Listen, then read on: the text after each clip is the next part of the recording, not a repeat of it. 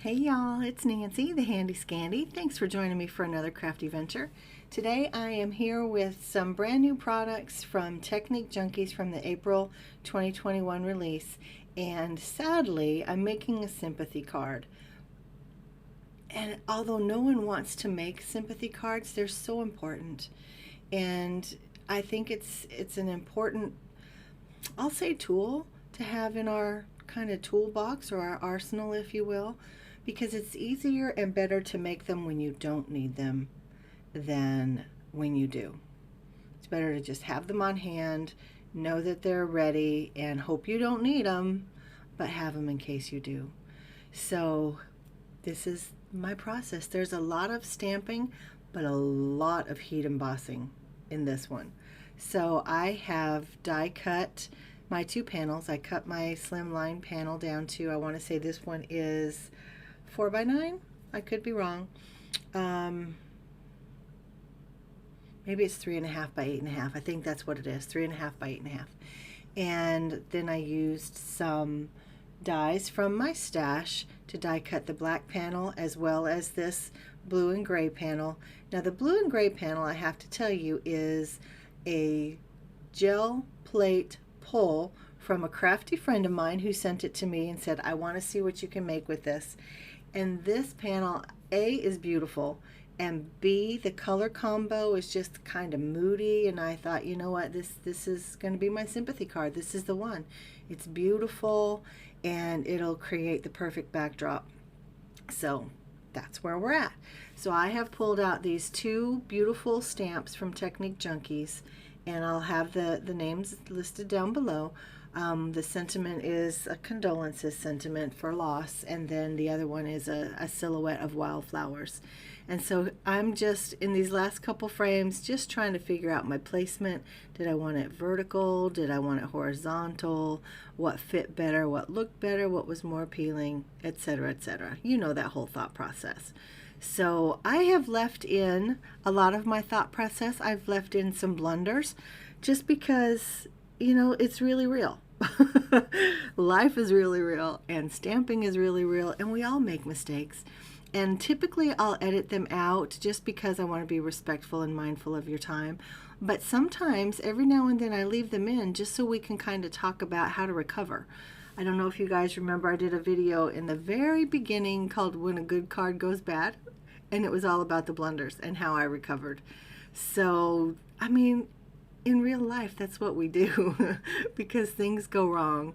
And I think that's maybe one of the reasons why I never have a plan, because if I don't have a plan, then I didn't go off plan. Does that make sense? Anyway, so I have stamped, and now I'm heat embossing this sentiment, and it's beautiful. It's absolutely beautiful sentiment. I do have to go back and alter this quote-unquote plan because my heat embossing gets a little out of control, but we'll get to that. So here, it took me a while to get my placement of this stamp down, so I had to kind of tweak it quite a bit, and you can see once I put it back down that it's wonky, it's at an angle. And the reason I did that is because the actual stamp, the left side of it, the wildflowers are higher than the right side of it, but I wanted them to all be the same. And you can see on the card where I've stamped, or on the panel where I've stamped, they are all the same height when I put it at an angle.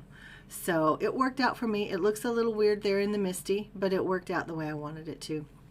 And so this embossing powder is from Brutus Monroe. I believe this one is called Gadgets and Gizmos. And it's this beautiful kind of pewtery gray. It's not silver, but it does have a lot of sparkle to it. But it's, yeah, it was one of the first ones I got actually from Brutus Monroe.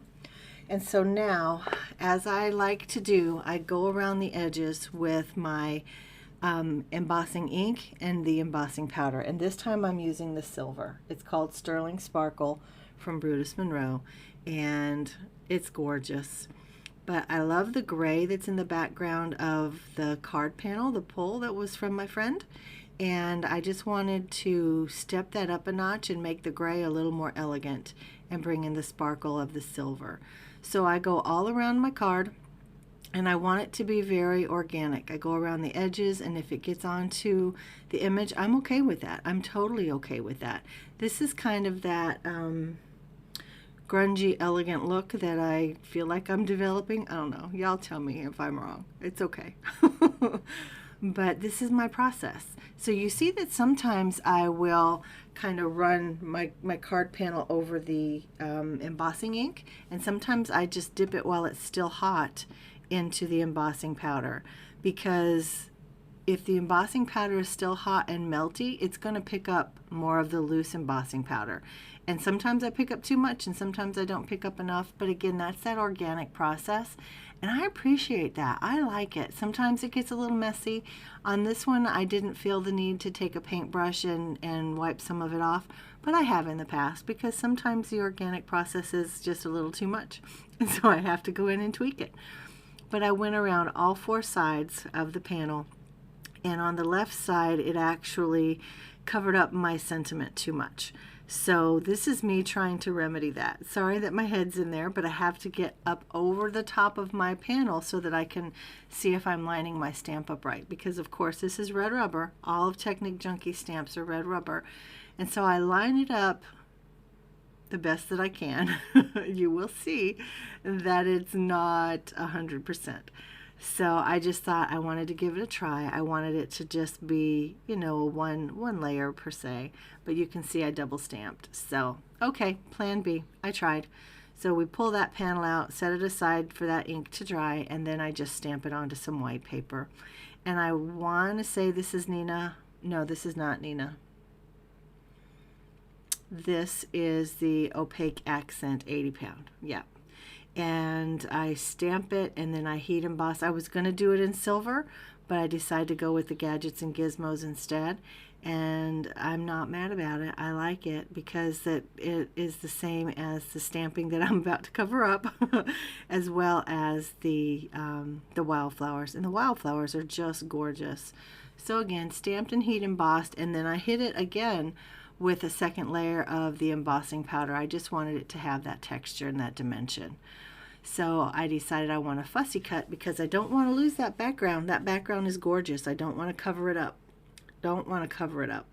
So I am fussy cutting. I don't want to say as close to the letters as I can, but enough to leave, you know, a small border versus a thick one. And once I'm done, I go back in and I have to clean up some of my edges. Some of them are very jagged and very angular versus the bubble cut that I like so much. So here I'm taking my panel and I'm mounting it up with that X-Fasten double-sided foam tape, and I do not subject you to that process. So I have lined my whole panel with it and pulled the tape off, and then I do the same with the sentiment. But again, I do not subject you to that process because it's tedious and excruciating. But know that it happened. And you can see that roll of X-Fasten tape is really diminishing. So I'm using it. I'm persevering. I will win this battle. I will win. But yeah, I mean, it's just foam tape. So I'm about to start putting it on the back of my sentiment because I want to pop it up. I mean, if I have to have another layer, it may as well be a dimensional layer, right? So again, here I am pulling off all of that red liner, whatever it's called. And when I put my sentiment on the card, I have to make sure that I line it up perfectly because like I said, I double stamped. So I have essentially two sentiments down that I need to try to cover up with this sentiment. And in the end, I'm successful. In real life, you can't see it underneath. Unless you tip it, then of course you can see that something's there, but you don't necessarily know that it's a blunder. So I decided that I wanted to add some of my enamel dots. So I put down some liquid glue. You don't have to use the liquid glue because these are self-adhesive, but I just find that they stick a little bit better if they have that little help from a dot of glue. It's not a big deal. It doesn't add extra time really to your project. And I think I'm happy with it. I hope I never have to use it, but I'm prepared if I need it. So guys, this is Nancy, the Handy Scandy with Technic Junkies today. You can check out the April 2021 release. I'll have it listed down below. Thank you so much for hanging out with me. You know I appreciate you. Leave me a comment downstairs and we can chat down there. Thanks guys. This is Nancy, the Handy Scandy. I'm out.